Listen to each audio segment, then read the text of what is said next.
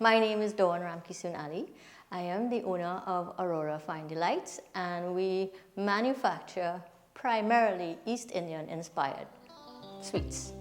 Being an entrepreneur today really stems from the fact that growing up on a farm, you learn all the skills of an entrepreneur. Self-sufficiency, making do with what you have, and learning how to really stand on your own 2 feet and bringing it in.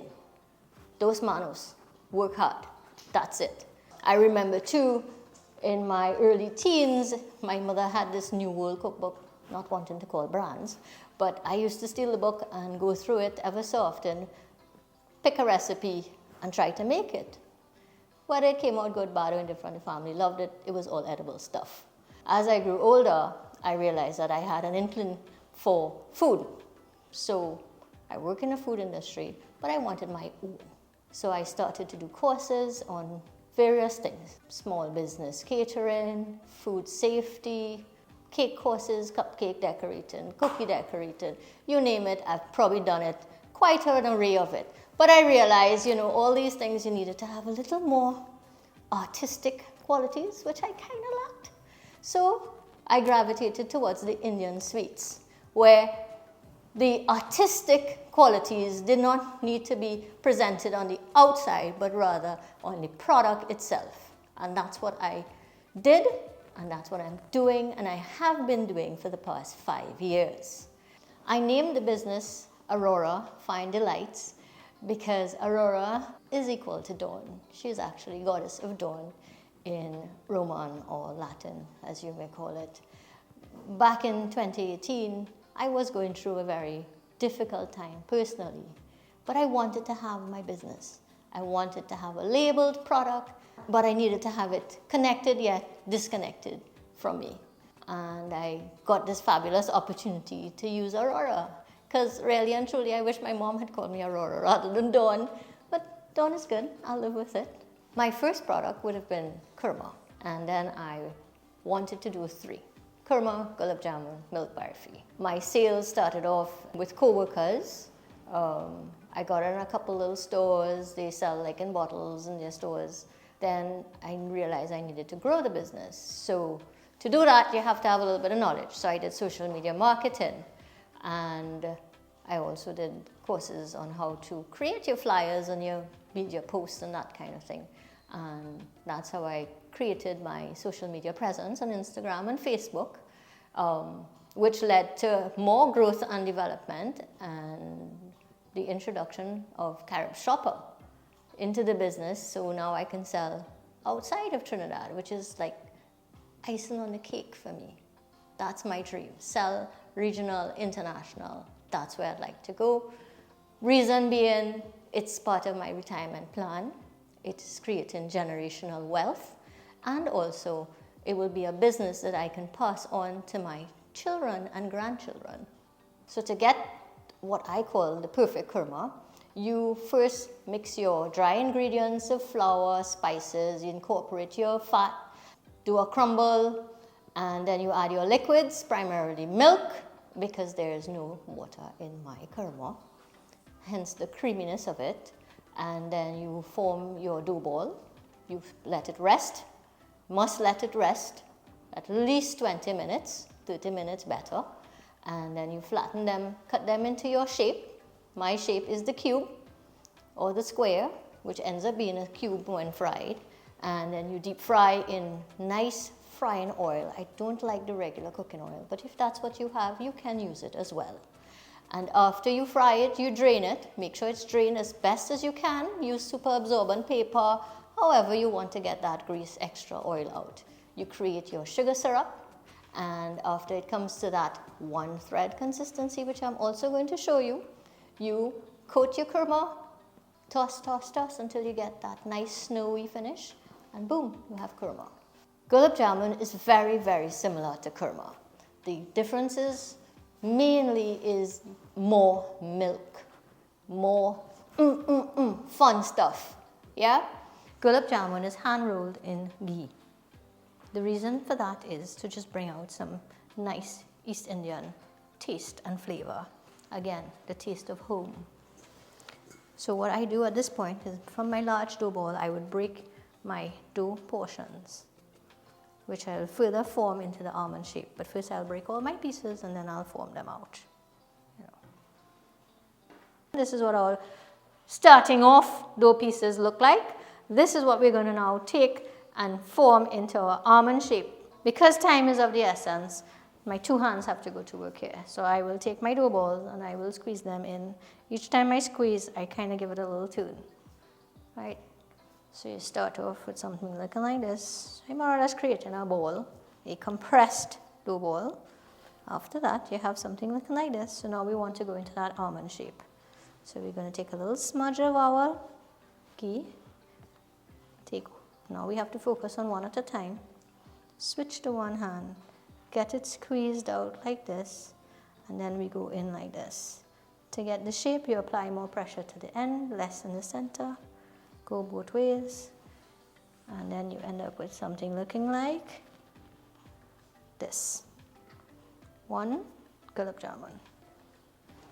So you notice the little bubbles there, which means your oil is ready. So what I would normally do, because these were on the pan for a few minutes, you will find that it would have flattened a bit. I will just give it a little roll, a little two roll, not major, just to reshape it. If you find that there are too many bubbles, and you could just turn down your heat a bit. I tend to just reduce the heat in the middle. Notice I'm just sliding them down the side of the pot because we don't want a splash. And you're going to just nudge them just a little, just so one side doesn't get brown more than. Be very careful not to go on them to split them. You would have noticed when you first put them, they sank to the bottom. As they start to fry, they will gently come up to the surface and start floating. That's an indication that they are frying and almost done. You will also notice a lot of bubbles. So what's happening there is the moisture is being released and the product is frying. And we'll switch to our spider to get it out. So remember when we were rolling them, I told you any little line in it will give you a crack. So there's one, and the ones without the lines will just be smoother, no cracks. We're now going to prepare the sugar syrup to coat the Gulab Jamun. You would notice we have our sugar in the pot and we're going to add our room temperature water and let it do its thing. For the Gulab Jamun coating, I do not add any ginger to it. I just let the sugar and water go until that thread consistency, I will show you, almost to crystallization. So you see this? When it starts to bubble up like this and drip like that, that's what you're going for.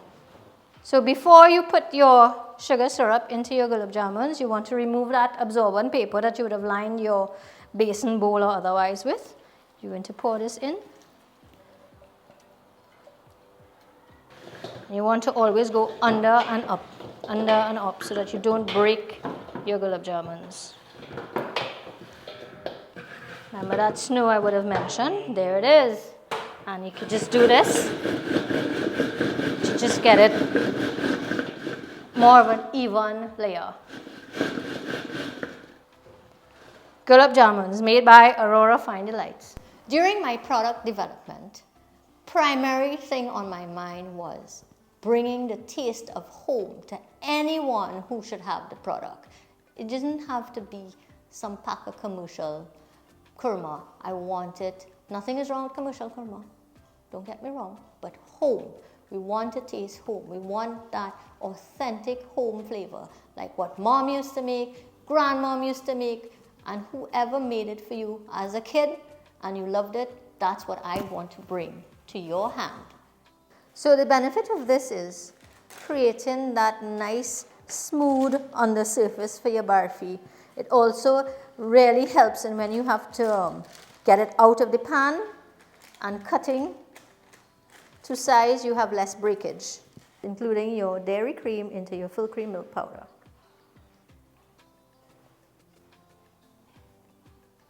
So we have our sugar, our water, and our ginger slices. Going to get our pot here. Add our sugar into the pot. Put our water. For barfi, you want to try to dissolve your sugar a bit. That way, when the sugar starts to boil, it doesn't crystallize with larger crystals. So I'm going to come over here, stir it. We could add our ginger. Yeah.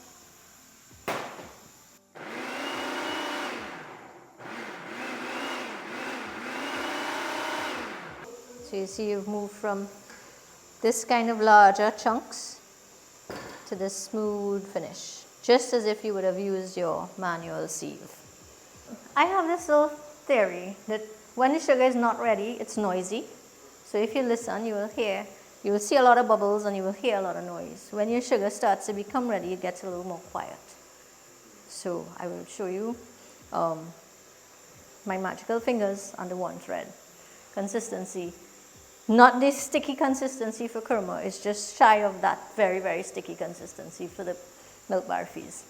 Put in your ginger, your cardamom, and we need to get our ghee inside of here. Yeah.